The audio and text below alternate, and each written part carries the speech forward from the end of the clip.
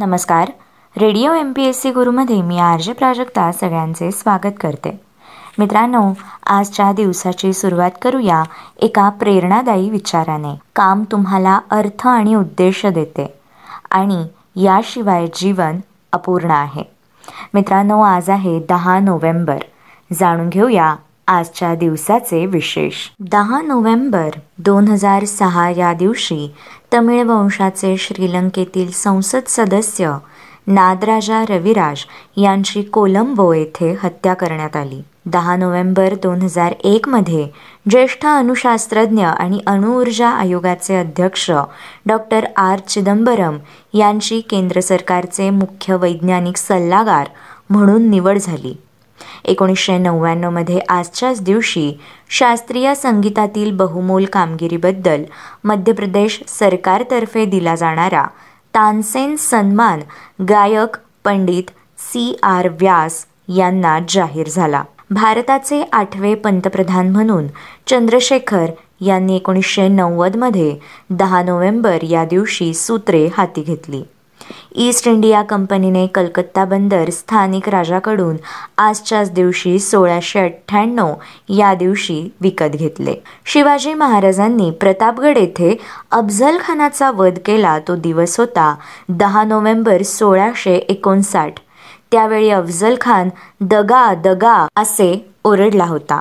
आजच्याच दिवशी 1952 मध्ये लेखिका सानिया उर्फ सुनंदा बलरामन या मराठी लेखिकेचा जन्म झाला. अभिनेता रिचर्ड बर्टन यांचा जन्म 1925 मध्ये 10 नोव्हेंबर या दिवशी झाला.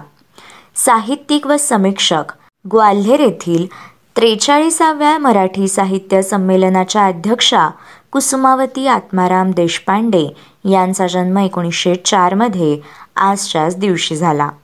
प्राण्यांच्या वर्गीकरणाविषयी मूलभूत संशोधन करणारे ब्रिटिश निसर्गशास्त्रज्ञ फ्रान्सिस बाल्फोर यांचा जन्म 1851 मध्ये झाला. भारतीय राष्ट्रीय काँग्रेसचे एक संस्थापक आणि त्यातील जहाल गटाचे नेते आणि राष्ट्रगुरू सुरेंद्रनाथ बॅनर्जी यांचा जन्मदिवस म्हणजे 10 नोव्हेंबर 1848. अभिनेत्री आणि वेशभूषाकार सिंपल कपाडिया यांचा स्मृतिदिन म्हणजे 10 नोव्हेंबर 2009. शास्त्रीय संगीत व सुगम संगीत या दोन्ही क्षेत्रात लोकप्रियता मिळवलेल्या गायिका माणिक वर्मा यांचे निधन 1996 मध्ये 10 नोव्हेंबर या दिवशी झाले. वंदे मातरम, सीता स्वयंवर, माया बाजार, गोळाचा गणपती, पुढचं पाऊल या चित्रपटांसाठीही त्यांनी पार्श्वगायन केले होते.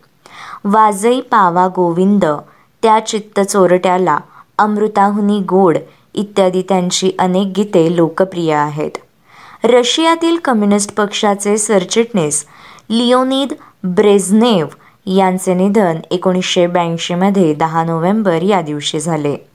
संत साहित्याचे अभ्यासक, चरित्रकार व गाथा संपादक लक्ष्मण रामचंद्र पांगारकर यांचे निधन 1941 मध्ये झाले. तर मुस्तफा कमाल अतातुर्क या तुर्कस्तानचे पहिले राष्ट्राध्यक्ष यांचे निधन 1938 मध्ये 10 नोव्हेंबर या दिवशी झाले. स्वदेशी जागरण मंच, भारतीय मजदूर संघ व भारतीय कामगार संघ यांचे संस्थापक दत्तोपंत ठेंगडी यांचे निधन 10 नोव्हेंबर 1920 मध्ये झाले. दत्तोपंत ठेंगडी हे मराठी कामगार चळवळकर्ते, हिंदू तत्वचिंतक, राजकारणी होते.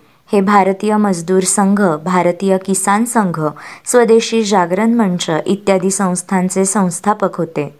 1964 ते 76 या कालखंडात ते भारताच्या राज्यसभेचे सदस्यही होते.